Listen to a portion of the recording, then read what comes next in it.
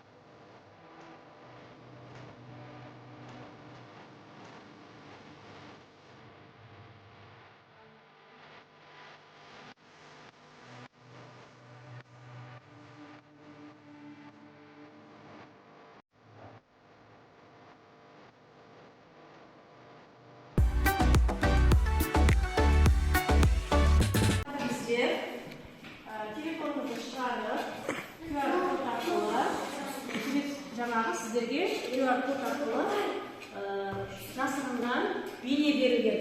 Сол жасырынған бейнені телефоныңыздағы жаңағы Google сканерді ашып, сканерлеңіз, қарай қойыңыздар. Сол кезде бізде жаңағы жасырынған бейне шығады.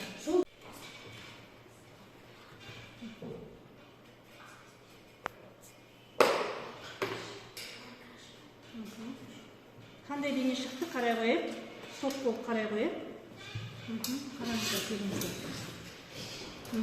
Қандай бейне шықты? Ал әңгімелеп айта қойық. Әлия Молдағұлов, Хиуаз Доспанов, Шамила Хусанова. Кімдер бұлар?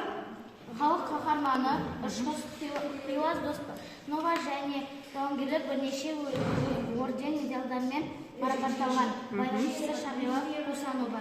Шығыс әйелдері арасынан алтын жұлдызбен марапатталғандар Мәншік Мәметов, Әлия Молдағұлов. Молдағұлова. Өте жақсы.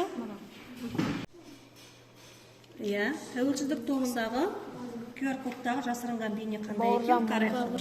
Кім бұл? Бауыржан Момышұлы. Біздің бүгінгі сабағымызға қатынасы бар ма? Бауыржан Момышұлы кім? Батыр майдангер. Өте жақсы. Оқушылар, біздің тақырыбымызға сай алға қойған оқу мақсатымыз жанрлық және стильдік ерекшеліктеріне сай көркемдік құралдарды орынды қолдана отырып шағын эссе немесе өлең құрастырып жазу.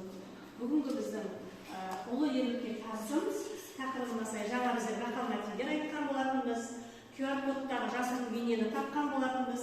Осылардың бәрін байланыстырып, алдарыңызға мен қосымша мәтіндер болды. Сол мәтінді оқи отырып, бүгінгі біздің грамматикалық тақырыбымыз көнерген сөздерді табу, көнерген сөзді алдыңғы сағаттан өткен болатынбыз. Осы мәтінді оқи отырып, көнерген сөздерді таба қойыңыздар. Алдарыңызда берілген мәтіндерді жұмыстан болса, көнерген сөздер сөйлеуді тауып оқиыңыздар. Кім оқиды тәуелсіздік тобынан? Кімді оқуға кеңес бердіңіздер?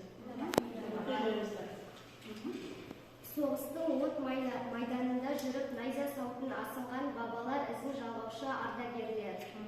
Ал осы сөйлемдегі көнерген сөздер қайсысы балалар? Қайсыны шешкеніңіздер? Найза, сауын. Найза, сауын. Найза, сауын не себепті көнерген сөзге жатады? Балдар, не себепті көнерген сөзге жатады? Серік, отырып айтайын. Бұрынғы заманда қолданыста бар ма? Жоқ, бұрынғы заманда соғыс кезінде қолданылған қару-жарақ түрлері. Өте жақсы. Тәуелсіздік туылған оқып енді бейбітшілік туылған оқимыз. Мәтіннен танысқан болатынсыздар? Оқимыз. Ұлы жеңіс біздің халқымыздың ораза тұту құзаңдаттарымен өтілген қасиетті қанжар іспетті. Бұл сөйлемдегі көнерген сөз қайсысы? Қанжар. Қанжар деген не балалар? Қанжар баяғы соғыс кезінде болған Қарудың. Өте жақсы. Не себепті қолданыстан шыққан? Қазіргі заманда соғыс жоқ болғасын, ол құралды қолданбайды. Сондықтан көнерген сөзге жатады. Енді ары балалар, біздер қазір оқыған мәтініміз бойынша жаңағы барлық батырлық ерлік туралы ақпаратымыз бойынша стоп-кадр жұмысын жасаймыз. Сіздерге кадрлар беріледі. Яғни кадрды біз қайдан көреміз балдар? Қайдан көреміз? Кинодағы көреміз, осы кадр үзінділерінен бір топқа өлең, бір топқа эссе жазу. Осы берілген суреттерді, санамызда алған ақпараттарымызды пайдалана отырып, осы жұмысты жасау керек. Қарай қойыңыздар. Қай топқа өлеңсіз айта қойыңыздар? Машын қарай қойыңыздар. Bir қарай береміз. Сіздерге өлең түсті ма ендеше? Өлең шығара қойыңыздар. Ал сіздерге эссе түсті, эссе жаза қойыңыздар. Шыны уақыт беріледі. Шыны уақыт беріледі, бір ақпарат беріледі. Ал ұстанайын.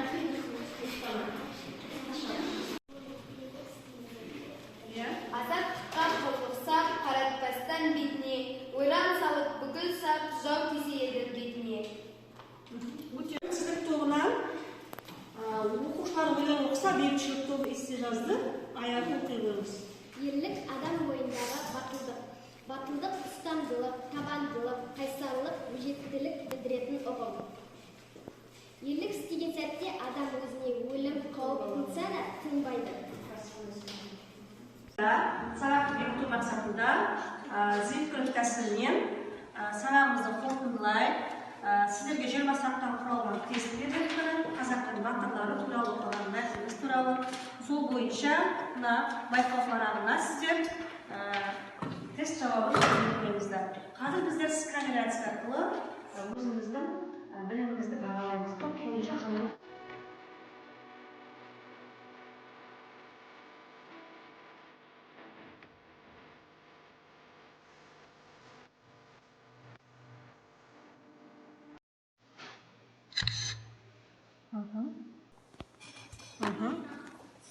Қателерімізді қарайық.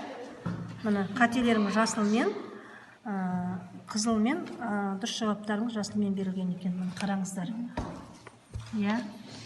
Қанша пайыз болған? Яғни 55% жинаған.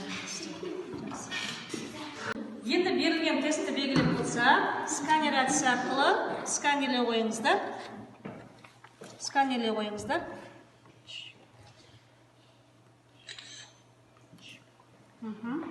Көрсете қойыңыз. Яғни пайыздарымыз шықты, 75%. Мына жерде біздің қате сұрақтарымыз бен жауаптарымыз шықты. Мынаны басқан кезде мына қараңыздар. Яғни жасылмен дұрысы, қызылмен, яғни қатесі шығып тұр екен. Мына көрдіңіздер ма? Яғни сканерация арқылы біз не істейміз? Қатемен жұмыс жасау өте тиімді екенін білдік. Енді балалар, жаңағы тестіміз аяқтады. Алдыңғы тапсырмаларымыздың бәрін орындадық. Сол бойынша мен сіздерге теңге жүктелген болатынмын, яғни өте жақсы жауап бергендерге 10 теңге, жақсы жауап бергендерге 500 теңге, орташа жауап бергендерге 200 теңге берген болатын. Ендеше топ бойынша ақшаларыңызды санасаңыздар, қанша теңге жинадыңыз? 13 мың. Сіздер қанша теңге? 9 мың. Бейбітшілік тобы 9 мың теңге, тәуелсіздік тобы 13 мың теңге жинаған. От шашып жіберейік. Енді мына тәуелсіздік тобына 13 көргүчүлөрүнө купон берилет. Мына купон кол согайык. Bir күн өзүнүн каалаган досунун касына отурууга кукугу бар деген жақсы. Енді екінші топқа бір күн сабақта дәріс жазбай, бостан-бос отырып, тек қана сабақ тыңдау купоны беріледі. Дәріс жазудан жаңағы босау құқығы беріледі. Осыға бүгінгі сабақта сіздерге барлығы түсінікті болса, оқу мақсатында біздер өлең, эссе жұмысын жазған болатынбыз, иә? Яғни мәтінмен жұмыстанған болатынбыз. Ендеше бүгінгі сабақта бәрі түсінікті болса, кері байланыстан жіберейік. Топтан топ мүшесі шыға қойыңыздар, топтан.